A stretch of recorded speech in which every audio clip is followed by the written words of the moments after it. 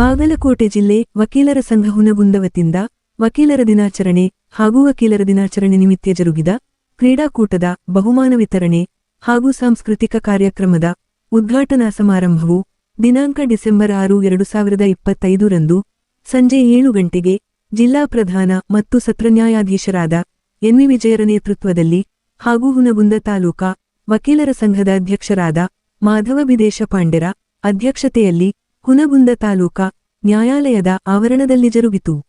ಈ ಕಾರ್ಯಕ್ರಮದಲ್ಲಿ ಹಿರಿಯ ನ್ಯಾಯವಾದಿಗಳಾದ ಮಹಾಂತೇಶ ವಾರಿಯರು ಪ್ರಾಸ್ತಾವಿಕ ಪರ ಮಾತನಾಡಿ, ವಕೀಲರ ಕರ್ತವ್ಯ ಮತ್ತು ನಿಷ್ಠೆ, ಪ್ರಾಮಾಣಿಕ ಸೇವೆಯ ಗೌರವಾರ್ಥವಾಗಿ ಜಾಗತಿಕ ಮಟ್ಟದಲ್ಲಿ ವಕೀಲರ ದಿನಾಚರಣೆಯನ್ನು ಆಚರಿಸಲಾಗುತ್ತಿದ್ದು, ಆದರೆ ನಮ್ಮ ದೇಶದಲ್ಲಿ ಪ್ರಥಮ ರಾಷ್ಟ್ರಪತಿ ಮತ್ತು ನ್ಯಾಯವಾದಿಗಳಾದ ಡಾ. ಬಾಬುರಾಜೇಂದ್ರ ಪ್ರಸಾದರ ಜನ್ಮದಿನದಂದೇ ಅವರ ಗೌರವಾರ್ಥವಾಗಿ ಆಚರಿಸಲಾಗುತ್ತದೆ ಎಂದರು.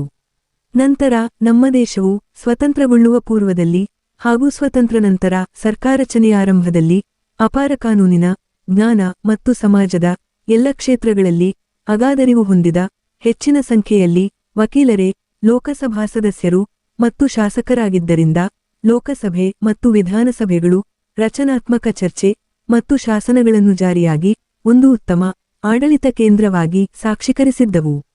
ಹಾಗಾಗಿ ಪ್ರಸ್ತುತ ಸಂದರ್ಭದಲ್ಲಿ ಸರ್ವಜನತೆಗೆ ಸಮಾನ ಬದುಕು ಮತ್ತು ಸಾಮಾಜಿಕ ನ್ಯಾಯ ದೊರಕಿಸುವ ನಿಟ್ಟಿನಲ್ಲಿ ವಕೀಲರಾದವರೇ ಹೆಚ್ಚಿನ ಸಂಖ್ಯೆಯಲ್ಲಿ ಶಾಸಕರು ಮತ್ತು ಸಂಸದರಾದರೆ ಸುಶಾಸನ ಮತ್ತು ಸುಭದ್ರ ಸರಕಾರ ನಡೆಸಲು ಸಾಧ್ಯವಾಗುತ್ತದೆ ಎಂದು ಅಭಿಪ್ರಾಯಪಟ್ಟರು.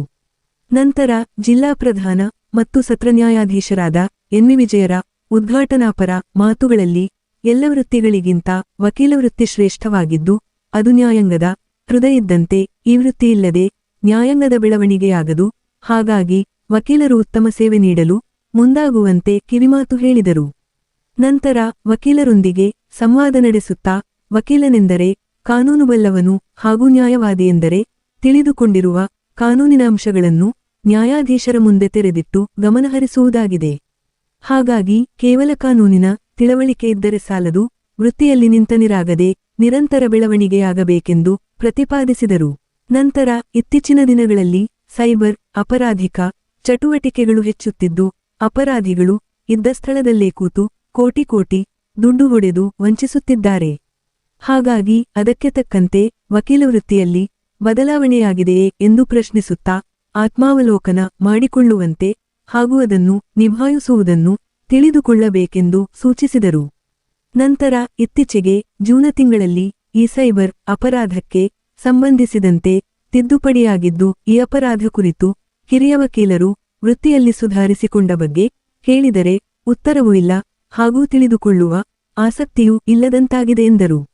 ನಂತರ ಸಿಪಿಸಿ ಪ್ರಕಾರ 2 ವರ್ಷದಲ್ಲಿ ಮೊದಲನೆಯದಾಗಿ 89 ಉಪಬಂಧದ ತಿದ್ದುಪಡಿ ಹಾಗೂ ಎಲ್ಲ ಪ್ರಕರಣಗಳಿಗೆ ತುರ್ತು ಆದೇಶ ಹಾಗೂ ವಾಣಿಜ್ಯ ಪ್ರಕರಣಗಳು ಸರ್ವೋಚ್ಚ ನ್ಯಾಯಾಲಯ ಮತ್ತು ಉಚ್ಚ ನ್ಯಾಯಾಲಯದ ಆದೇಶದ ಮೇರೆಗೆ ವೃತ್ತಿಪರತೆಯಲ್ಲಿ ಸುಧಾರಿಸಿಕೊಳ್ಳುವ ಸೇರಿ ಇತರೆ ಕಾನೂನು ಪ್ರಕ್ರಿಯೆಯಲ್ಲಿ ಮಾಡಿಕೊಳ್ಳಬೇಕಾದ ಸುಧಾರಣೆಗಳ ಬಗ್ಗೆ ಮಾರ್ಗದರ್ಶನ ಮಾಡಿದರು. ನಂತರ ತಮ್ಮ ಅಧಿಕಾರಾವಧಿಯಲ್ಲಿ ಹುನಗುಂದದಲ್ಲಿ ಜಿಲ್ಲಾ ಸಂಚಾರಿ ನ್ಯಾಯಾಲಯ ಸ್ಥಾಪನೆಯಾಗಿದ್ದಕ್ಕೆ ಹರ್ಷ ವ್ಯಕ್ತಪಡಿಸಿದರು. ನಂತರ ಅಧ್ಯಕ್ಷತೆ ವಹಿಸಿದ ಮಾಧವ ದೇಶಪಾಂಡೆರು ಅಧ್ಯಕ್ಷೀಯ ಭಾಷಣ ನೆರವೇರಿಸಿದರು. ಏತನ್ಮಧ್ಯೆ ಕಾರ್ಯಕ್ರಮದಲ್ಲಿ ವಿಜೇತ ಕ್ರೀಡಾಪಟುಗಳಿಗೆ ಬಹುಮಾನ ವಿತರಣೆ ಹಾಗೂ ಅತಿಥಿ ಗಣ್ಯಮಾನ್ಯರಿಗೆ ಸನ್ಮಾನ ಜರುಗಿತು. ಹಾಗೂ ಇಲಕಲ್ಲ ವಕೀಲರ ಸಂಘದ ಅಧ್ಯಕ್ಷರಾದ ಎಂ.ಎಸ್. ಹೊಸೂರ ಹಾಗೂ ಹುನಗುಂದ ವಕೀಲರ ಸಂಘದ ಕಾರ್ಯದರ್ಶಿಗಳಾದ ಆರ್.ಎಚ್. ಕೊಕಾಟಿ, ವಕೀಲರಾದ ಎಸ್.ಆರ್. ಐಹೊಳೆ, ಮಂಜುಅಣ್ಣನವರ, ಎಂ.ಬಿ. ಭದ್ರಣ್ಣವರರು ವೇದಿಕೆ ಹಂಚಿಕೊಂಡರೆ, ಹುನಗುಂದ ತಾಲೂಕಿನ ಹಿರಿಯ ದಿವಾಣಿ ನ್ಯಾಯಾಧೀಶರಾದ ಹನುಮಂತರಾವ್ ಕುಲಕರ್ಣಿ, ಅಪರ ದಿವಾಣಿ ನ್ಯಾಯಾಧೀಶರಾದ ಬಸವರಾಜ ನೇಸರ್ಗಿ ಹಾಗೂ ಸಂಘದ ಪದಾಧಿಕಾರಿಗಳಾದ ಎಂ.ಎಚ್. ಮಳ್ಳಿ, ಮಹಿಳಾ ಪ್ರತಿನಿಧಿ ಶ್ರೀಮತಿ ಕೆ.ಆರ್. ಜಲರೆಡ್ಡಿರು ವೇದಿಕೆ ಅಲಂಕರಿಸಿದ್ದರು. ಹಾಗೂ ತಾಲೂಕಿನ ಎಲ್ಲ ವಕೀಲರು ಉಪಸ್ಥಿತರಿದ್ದರು. Lokanayaka Kannada news bureau report Hungund.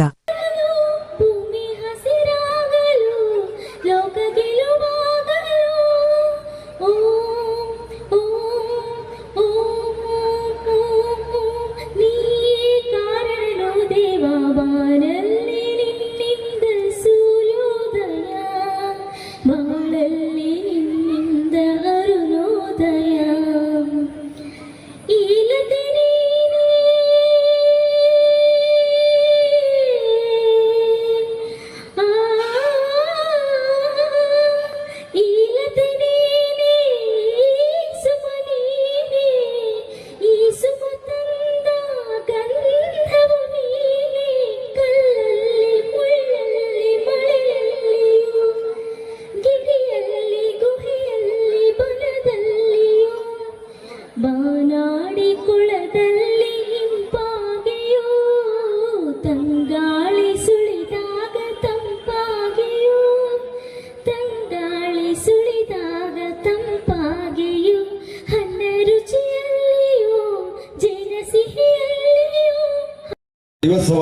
ಜಾಗತಿಕ ಮಟ್ಟದಲ್ಲಿ ವಕೀಲರುಗಳ ನ್ಯಾಯವಾದಿಗಳ ಗೌರವಾರ್ಥವಾಗಿ ಅವರ ತ್ಯಾಗ ಮತ್ತು ಅವರ ನಿಷ್ಠೆ ಪ್ರಾಮಾಣಿಕತೆ ಸೇವೆಗೆ ಗೌರವದ ಪೂರಕವಾಗಿ ಇವತ್ತು ಈ ವಕೀಲರ ದಿನಾಚರಣೆಯನ್ನ ಈ ಜಾಗತಿಕ ಮಟ್ಟದಲ್ಲಿ ಆಚರಿಸ್ತಾ ಬರ್ತಾ ಇದ್ದಾರೆ.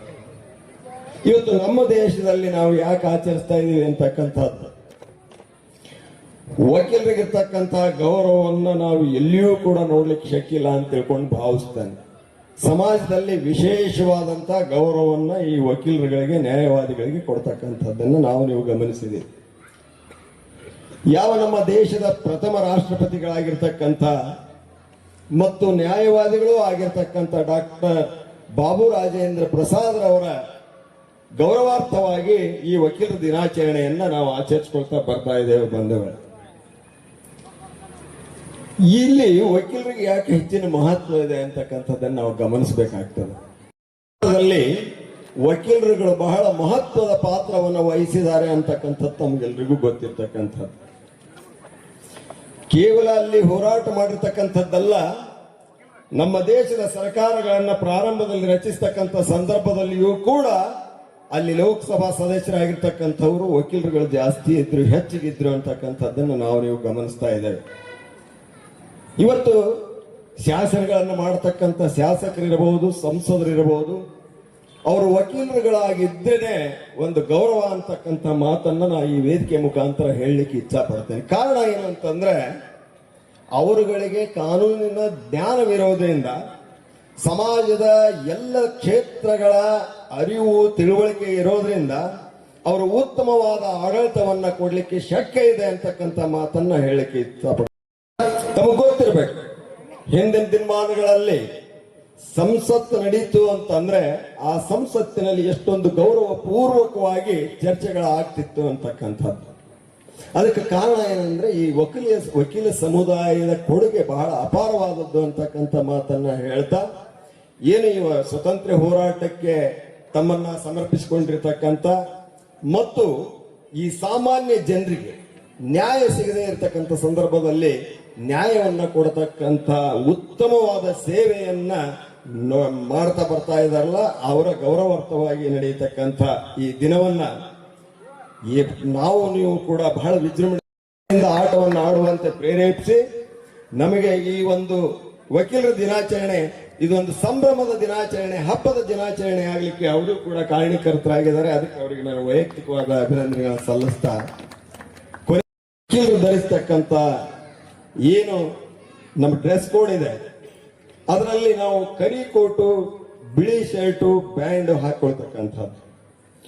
ಅದು ಏನು ಅಂತಂದ್ರೆ, ಯಾವ ಪಕ್ಷಗಾರ ನಮ್ಮ ಹತ್ರ ನ್ಯಾಯ ಕೇಳಕ್ ಬಂದಿರ್ತಾನೋ ಅವನಿಗೆ ಗೊತ್ತಿರದೆ ಕತ್ತಲೆಯಲ್ಲಿ ಇರ್ತಕ್ಕಂಥ ನ್ಯಾಯದ ಮೇಲೆ ಬೆಳಕನ್ನ ಚೆಲ್ಲಿ ನಮ್ಮ ನ್ಯಾಯ ನಿರ್ಣಯವನ್ನ ಮಾಡತಕ್ಕಂಥ ನ್ಯಾಯಾಧೀಶರುಗಳ ಮುಂದೆ ಆ ಸತ್ಯವನ್ನ ಹೊರತರ್ತಕ್ಕಂಥ ಕೆಲಸವನ್ನು ಮಾಡತಕ್ಕಂಥದ್ದಕ್ಕೆ ಈ ಒಂದು ಕರೆ ಕೋಟು ಮತ್ತು ಬಿಳಿ ಶರ್ಟು ಮತ್ತು ಬ್ಯಾಂಡ್ ಅನ್ನ ಕಟ್ಟಿಕೊಂಡಿರ್ತೇವೆ ಅಂತಕ್ಕಂಥ ಮಾತನ್ನ ಹೇಳ್ತೇನೆ ಬಂಧುಗಳೇ.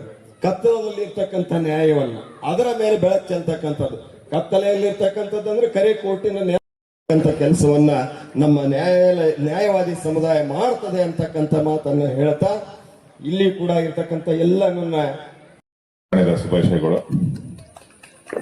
ವೃತ್ತಿಗಳಲ್ಲಿ ಎಲ್ಲಾ ವೃತ್ತಿಗಳಲ್ಲಿ ಶ್ರೇಷ್ಠ ವೃತ್ತಿ ಅಂದ್ರೆ ನಮ್ಮ ವಕೀಲ ವೃತ್ತಿ. ಇದು ನಮ್ಮ ನ್ಯಾಯಾಂಗದ ಹೃದಯನೇ ಅಂತ ಹೇಳಬೇಕು. ವಕೀಲ ವೃತ್ತಿ ಇಲ್ಲದೆ ಇದ್ರೆ ನ್ಯಾಯದ ಬೆಳವಣಿಗೆನೇ ಆಗೋದಿಲ್ಲ. ಸೊ ನಮ್ಮ ವೃತ್ತಿಯನ್ನು ನಾವು ಶ್ರೇಷ್ಠತೆಯಿಂದ ಮಾಡಬೇಕು ಅಂತ ನನ್ನ ಮೊದಲ ಮಾತು. ಈಗ ವಕೀಲರು ಇಂಗ್ಲಿಷ್ ಪದದಲ್ಲಿ ಎರಡು ಪದ ಇದೆ, ಒಂದು ಲಾಯರ್, ಒಂದು ಅಡ್ವೊಕೇಟ್. ಲಾಯರ್ಗೂ ಅಡ್ವೊಕೇಟ್ಗೂ ಏನ್ ವ್ಯತ್ಯಾಸ ಇದೆ? ವ್ಯತ್ಯಾಸ ಇದೆಯಾ ನಿಮ್ಮ ಪ್ರಕಾರ? ಕಾನೂನು ತಿಳ್ಕೊಂಡಿರೋನು ಲಾಯರ್, ಆದರೆ ಕಾನೂನ ಹೇಗೆ ನ್ಯಾಯಾಧೀಶರ ಮುಂದೆ ತೋರಿಸ್ತಾನೆ ಅಥವಾ ಹೇಗೆ ಅದನ್ನ ತಿಳ್ಕೊಳ್ಳೋ ಹಾಗೆ ಮಾಡ್ತಾನೆ. ಸೊ ಕಾನೂನು ತಿಳ್ಕೊಳ್ಳೋದು ಮುಖ್ಯ ಅಲ್ಲ, ನಾವು ಅಡ್ವೊಕೇಟ್ ಆಗಬೇಕು, ಲಾಯರ್ ಇಂದ ಅಡ್ವೊಕೇಟ್ ಆಗಬೇಕು ಅನ್ನೋದು ಮೊದಲದಾಗಿ ನಾನು ಫಸ್ಟ್ ಹೇಳ್ತೇನೆ. ಪ್ರೊಫೆಷನಲ್ಲಿ ಪ್ರತಿನಿತ್ಯ ಬೆಳವಣಿಗೆ ಇರಬೇಕು. ಈಗ ಬೆಳವಣಿಗೆ ಆಗದೆ ಇದ್ರೆ, ಕಾನೂನಂತೂ ಬೆಳವಣಿಗೆ ಆಗೋಗಿದೆ. ಈಗ ಸಿಚುವೇಶನ್ ಹೇಗಾಗಿದೆ, ಸೈಬರ್ ಕ್ರೈಮ್ಸ್ ಜಾಸ್ತಿ ಆಗಿದೆ, ಅದ್ರ ತಕ್ಕ ಹಾಗೆ ನಾವು ಬದಲಾವಣೆ ಮಾಡ್ಕೊಂಡಿದೀವ ಅನ್ನೋದು ಮೊದಲು ನೋಡ್ಕೋಬೇಕು. ಕೂತ್ ಜಾಗದಿಂದನೇ ಕೋಟಿಗಟ್ಟಲೆ ದುಡ್ಡನ್ನ ಕದ್ದು ಬಿಡ್ತಾನೆ. ಸೊ ಸೈಬರ್ ಲಾ ಬಗ್ಗೆ ನಾವು ತಿಳ್ಕೊಂಡಿದೀವ. ತಿಳುವಳಿಕೆ ಇಂಪಾರ್ಟೆಂಟ್. ಇಂಥ ಕೇಸ್ ನಿಮಗೆ ಬಂದ್ರೆ ಆ ಕೇಸನ್ನ ನಾವು ಹೇಗೆ ನಿಭಾಯಿಸಬೇಕು ಅನ್ನೋದು ಸಹ ತಿಳ್ಕೊಬೇಕಾಗುತ್ತೆ. ಅದನ್ನ ತಿಳ್ಕೊಳ್ಳೋದಿದ್ರೆ ಕಾನೂನು ನಾವು ತಿಳ್ಕೊಂಡಂಗೆ ಆಗೋದಿಲ್ಲ. ನಮ್ಮ ಪ್ರೊಫೆಷನ್ ವೃತ್ತಿಯನ್ನು ನಾವು ಬರೋದಿಲ್ಲ. So update is very required. Amend ಆಗಿದೆ. ಈಗ ಐ ಥಿಂಕ್ ಜೂನ್ ಇಂದ ಅಮೆಂಡ್ಮೆಂಟ್ ಬಂದಿರೋದು. ಇಂಪ್ಲಿಮೆಂಟ್ ಮಾಡಿದ್ದೀರಾ ಅಂತ ಕೇಳ್ತಾ ಇದ್ದಾರೆ. ಅಮೆಂಡ್ಮೆಂಟ್ ನಾನು ಎಷ್ಟೋ ಸತಿ ಕಿರಿಯ ವಕೀಲರು ನನ್ನ ಕೋರ್ಟ್ ಬಂದ್ರೆ ಏನೇನು ಅಮೆಂಡ್ಮೆಂಟ್ ಆಗಿದೆಯಪ್ಪ ಅಂತ ಕೇಳ್ತೀನಿ. ಉತ್ತರನೇ ಇರೋದಿಲ್ಲ. ಯಾಕೆ ಅಂದ್ರೆ ಅದನ್ನ ತಿಳ್ಕೊಳ್ಳಿಕ್ ಪ್ರಯತ್ನ ಮಾಡ್ತಾ ಇಲ್ಲ. 2 ವರ್ಷದಲ್ಲಿ ಒಂದು ಕೇಸ್ನ ಮುಗಿಸ್ಬೇಕು ಅಂತ CPC ಪ್ರಕಾರ ಅಮೆಂಡ್ ಆಗಿದೆ. ಮೊದಲನೇದಾಗಿ 89A ಅಮೆಂಡ್ ಆಗಿದೆ. ಎಲ್ಲ ಪ್ರಕರಣಗಳನ್ನು ತುರ್ತು ಆದೇಶ ಬೇಕಾಗಿಲ್ಲ ಅಂದ್ರೆ ಮೊದಲನೇದಾಗಿ ಅದು ಮೀಡಿಯೇಷನ್ ಹೋಗ್ಲೇಬೇಕು. ನೆಕ್ಸ್ಟ್ ಮೀಡಿಯೇಷನ್ ಇಂದ ಕೋರ್ಟಿಗೆ ವಾಪಸ್ ಬಂದ್ರೆ ತಕ್ಷಣವೇ ವಾದಪತ್ರ ಹಾಕಾದ್ಮೇಲೆ 30 ದಿನದೊಳಗೆ ಪ್ರತಿವಾದ ಪತ್ರ ಹಾಕೋಬೇಕಾಗುತ್ತೆ. ದಿನದಲ್ಲಿ ಹಾಕಲಿಲ್ಲ ಅಂದ್ರೆ ಮ್ಯಾಕ್ಸಿಮಮ್ ಟೈಮ್ ನಿಮಗೆ ಕೊಟ್ಟಿರೋದು ಬರೀ 90 ದಿನ. 90 ದಿನದಲ್ಲಿ ನೀವು ರಿಟರ್ನ್ ಸ್ಟೇಟ್ಮೆಂಟ್ ಹಾಕಲಿಲ್ಲ ಅಂದ್ರೆ ಡಿಫೆಂಡೆಂಟ್ ಸೋತ ಹಾಗೆ, ಇನ್ಫ್ಯಾಕ್ಟ್ ಸತ್ತ ಹಾಗೆ ಅಂತಾನೆ ಹೇಳ್ಬೇಕು. ಯಾಕಂದ್ರೆ ನಿಮ್ಮ ಡಿಫೆನ್ಸೇ ಇಲ್ಲ. ಮತ್ತೆ ನೀವು ಅರ್ಜಿ ಹಾಕೊಂಡು ನಾನು ರಿಟರ್ನ್ ಸ್ಟೇಟ್ಮೆಂಟ್ ಹಾಕ್ತೀನಿ ಅನ್ನೋ ಪ್ರಭಾವನೆ ಇಲ್ಲ. ಈಗಾಗಲೇ ಸುಪ್ರೀಂ ಕೋರ್ಟ್ ಕಮರ್ಷಿಯಲ್ ಕೋರ್ಟ್ ಕೇಸ್ಗಳಲ್ಲಿ ಅವನು 120 ದಿನದಲ್ಲಿ ರಿಟರ್ನ್ ಸ್ಟೇಟ್ಮೆಂಟ್ ಹಾಕಲಿಲ್ಲ ಅಂದ್ರೆ ಮತ್ತೆ ಅವನಿಗೆ ರಿಟರ್ನ್ ಸ್ಟೇಟ್ಮೆಂಟ್ ಹಾಕ್ಲಿಕ್ಕೆ ಅವಕಾಶ ಕೊಡ್ಲಿಕ್ಕೆ ಬರೋದಿಲ್ಲ ಅಂತ ಹೇಳಿ ಇತ್ಯರ್ಥ ಆಗೋಗಿದೆ.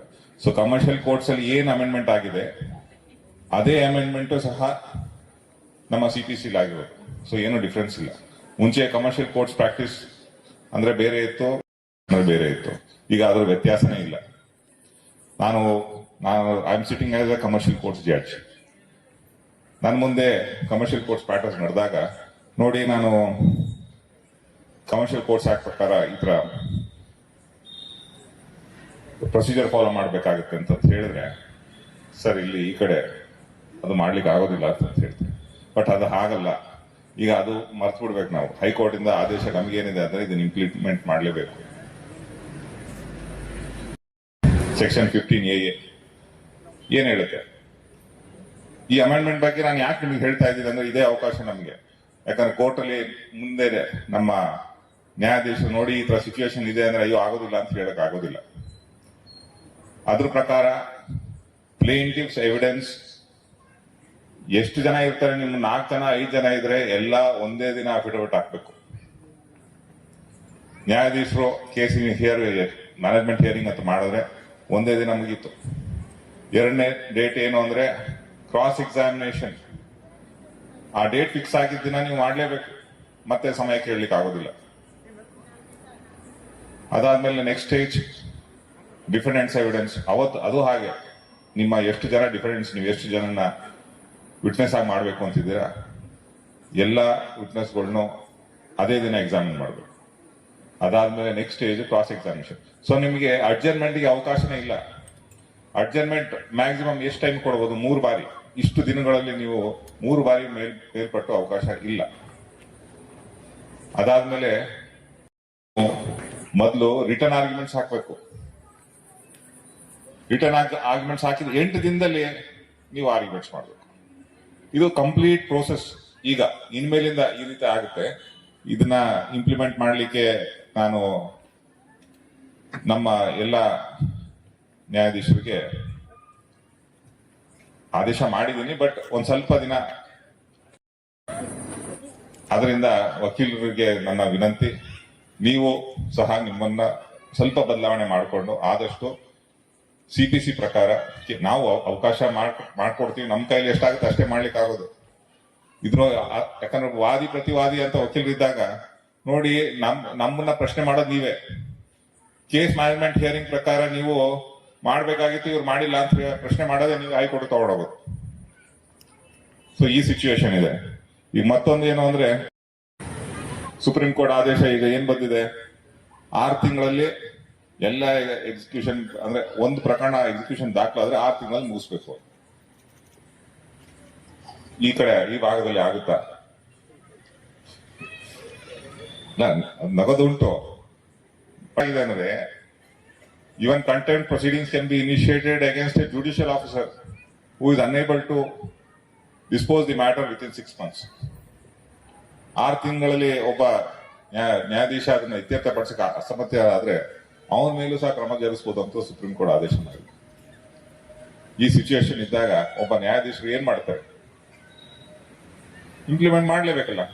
ಈಗ ನಾವು ಉತ್ತರ ಕೊಡಬೇಕು. ಇವೆರಡು ವಿಷಯಗಳನ್ನ ಮಾತ್ರ ಬಹಳ ಗಮನದಲ್ಲಿ ಇಟ್ಕೊಳ್ಳಿ. ಒಂದು CPC ಅಮೆಂಡ್ಮೆಂಟ್ ಮತ್ತು ಎಕ್ಸಿಕ್ಯೂಷನ್. ಇದನ್ನ ನಾವು ಇಂಪ್ಲಿಮೆಂಟ್ ಮಾಡ್ತಾ ಇದ್ದೀವಿ. ಅದರಿಂದ ನೀವು ಸಹ ನಮಗೆ ಸಹಕಾರ ಕೊಡಬೇಕು ಅಂತ ಕೇಳ್ತೀವಿ. ಈಗ ಇಲ್ಲಿ ಡಿಸ್ಟ್ರಿಕ್ಟ್ ಕೋರ್ಟ್ ನನ್ನ ಅವಧಿಯಲ್ಲಿ ಆಯ್ತು, ಅದು ಬಹಳ ಸಂತೋಷ ನಮಗೆ. ಸದಾ ಹಂಚೆಟ್ಟಿ ಸಾಹೇಬ್ರ ಆಶೀರ್ವಾದ ಇದೆ. ಇದು ನಿಮ್ಮ ಒಳ್ಳೆಯ ಸುದ್ದಿ ಅಂತಾನೆ ಹೇಳೋದು. ಯಾಕಂದ್ರೆ ಅವರು ಆದಷ್ಟು ಬೆಳವಣಿಗೆ ಇಳಕಲ್ಗೆ ಮುಂದಾಗಿ ಆಗ್ಬೇಕು ಅಂತ ನೋಡ್ಕೋತಾ ಇದ್ದಾರೆ. ನನ್ನ ಪ್ರಯತ್ನವೂ ಸಹ ಬಹಳಷ್ಟು ಇದೆ ಇದರಲ್ಲಿ. ತೆರೆಯ ಶೃಂಗಾರ, ಗುಣವೇ ಶೃಂಗಾರ, ಗಗನಕ್ಕೆ ಚಂದ್ರಮಣೆ ಶೃಂಗಾರ.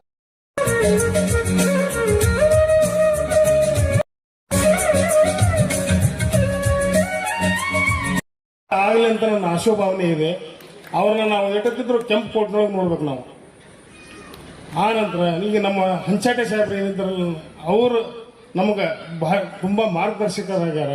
ಆ ನಂತರ ಈಗ ಹಂಚಾಟೆ ಸಾಹೇಬ್ರ ನಂತರ ನಾವು ಮುಂದೆ ನಮ್ಮ ಕೆಲಸಗಳ ಕಾರ್ಯಗಳಿದ್ರೆ ನಾವು ವಿಜಯ್ ಸಾಹೇಬ್ರ ಹತ್ರ ಹೋಗಿ ಭೇಟಿ ಆಗಮ್ಮ, ಅವರಿಂದ ಆಶೀರ್ವಾದ ಪಡೆಯೋಣ, ಅವರಿಂದ ನಮ್ಮ ಕಾರ್ಯಕಲಾಪಗಳನ್ನು ಮಾಡಿಸ್ಕೊಳ್ಳೋಂತ ಹೇಳಿ ಅವರಿಗೂ ಅನಂತ ವೇದಿಕೆ ಮೇಲೆ ಗಣ್ಯರಾಗಿರ್ತವಂತ ಗಣ್ಯ ನಮನಗಳನ್ನು ಹೇಳಿ ದಿವಾಣಿ ನ್ಯಾಯಾಧೀಶರು ಆದಂತ ಸನ್ಮಾನ್ಯ ಶ್ರೀ ಹನುಮಂತ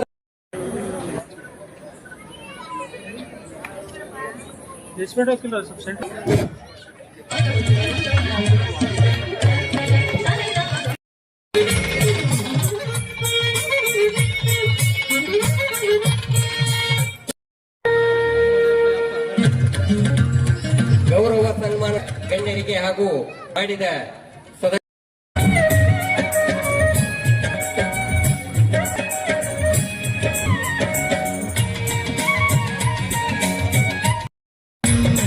ಸಂಘದ ಸದಸ್ಯರಿಗೂ ಹಾಗೂ ಗೌರವಾನ್ವಿತರಿಗೆ ಎಲ್ಲರಿಗೂ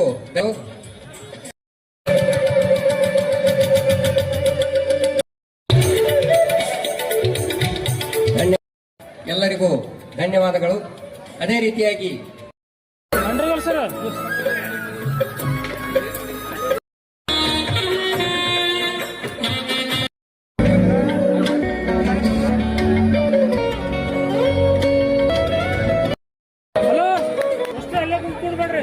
ರೀತಿಯಾಗಿ ಮಂಜುಳಾ ಪರಮಪ್ಪ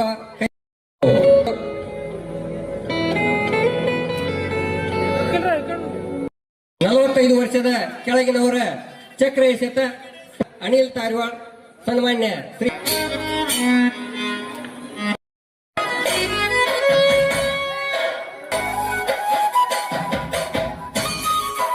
45 ವರ್ಷ ಮೇಲಿನವರ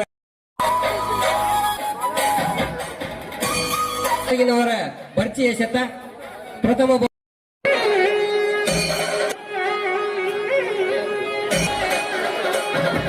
ನ್ಯಾಯಾಧೀಶರಿಂದ ಬಹುಮಾನ ವಿತರಣೆ.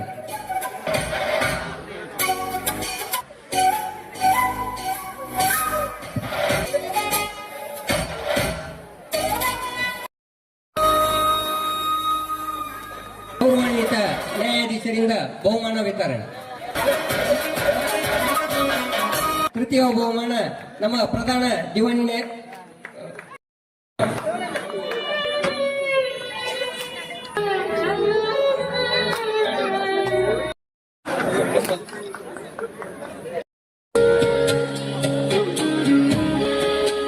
ಅದೇ ರೀತಿಯಾಗಿ ಒಂದು ಕಪ್ಪಾನ್ ಸುಮಾ ಗೌಂಡರ್ ದಂಪತಿಗಳು ನ್ಯಾಯಾಧೀಶರಿಂದ ಬಹುಮಾನ ವಿತರಣೆ.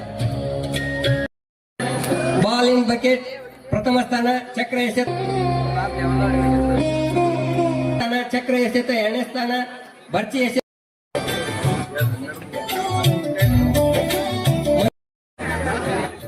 ಮಾಧವಿ ದೇಶಪಾಂಡೆ ದಂಪತಿಗಳು ಬಾಲ್ ಇನ್ ಬಕೆಟ್ ದ್ವಿತೀಯ ಸ್ಥಾನ, ಸ್ಟ್ರಾ ಗೇಮ್ ದ್ವಿತೀಯ ಸ್ಥಾನ.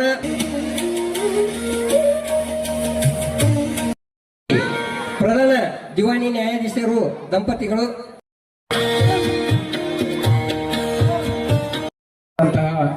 ಹಿರಿಯ ಶ್ರೀ ಎಂ.ಬಿ. ದೇಶಪಾಂಡೆ ವಕೀಲರಿಗೆ ಧನ್ಯವಾದಗಳು.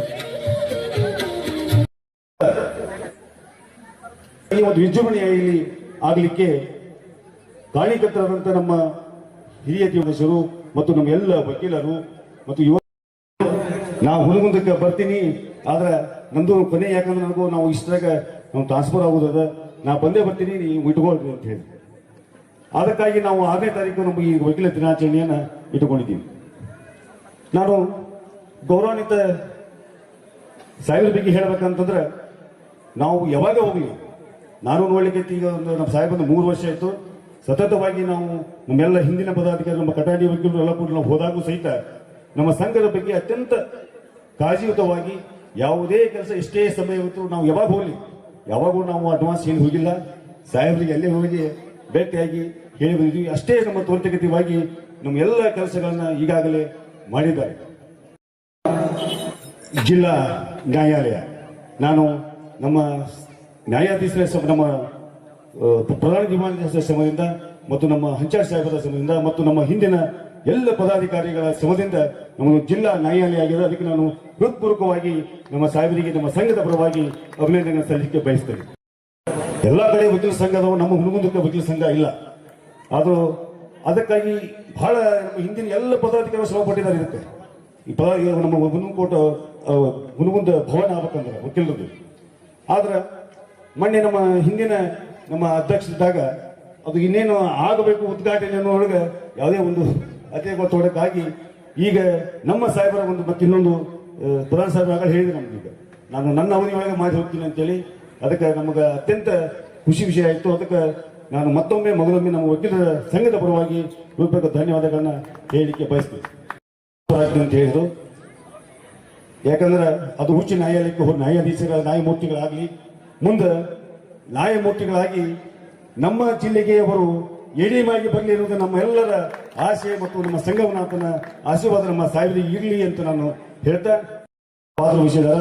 ಮತ್ತು ಇನ್ನೊಂದು, ನಾವು ಕ್ರಿಕೆಟ್ ಟೂರ್ನಮೆಂಟ್ ಅನ್ನು ಆಯೋಜನೆ ಮಾಡಿದ್ವಿ.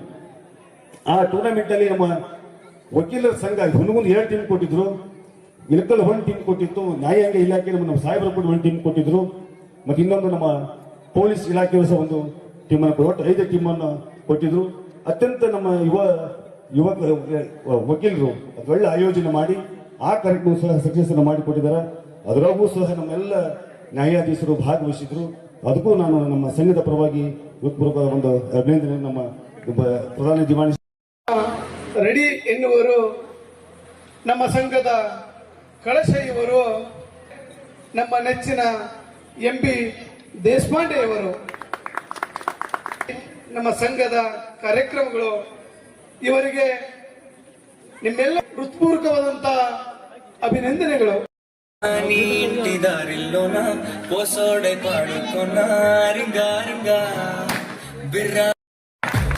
ಕ್ರೀಡಾಪಟುಗಳಿಗೆ ಪ್ರೋತ್ಸಾಹ ಶ್ರೀ ವೆಂಕಟೇಶ್ ದೇಶಪಾಂಡೆ ವಾಜೇರಾಜ್ ಅವರಲ್ಲಿ ಕೇಳ್ಕೊಳ್ತಾ ಇದ್ದೇನೆ. ಹುರುಪು ಕ್ರೀಡೆಯಲ್ಲಿ ಭಾಗವಹಿಸಿ ಹುಣಗುಂದ ವಕೀಲರ ಸಂಘ A team.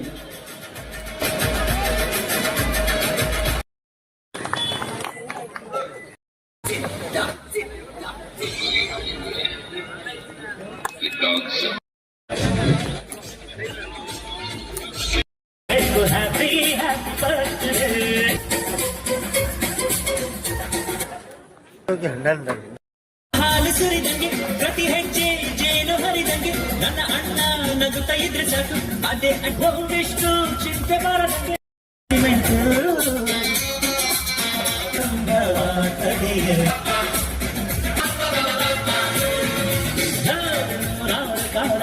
Happy happy birthday happy happy birthday.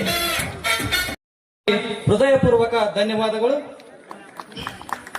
ಕಾರ್ಯಕ್ರಮದ ಅಧ್ಯಕ್ಷತೆಯನ್ನು ವಹಿಸಿರ್ತಕ್ಕಂಥ ಶ್ರೀ ಮಾಧವ್ ಬಿ ದೇಶಪಾಂಡೆ, ಅಧ್ಯಕ್ಷರು ವಕೀಲರ ಸಂಘ ಹುನಗುಂದ್, ಇವರಿಗೂ ಕೂಡ ನಮ್ಮ ವಕೀಲರ ಸಂಘದ ಪರವಾಗಿ ಹೃದಯಪೂರ್ವಕ ಧನ್ಯವಾದಗಳು. ಇದೀಗ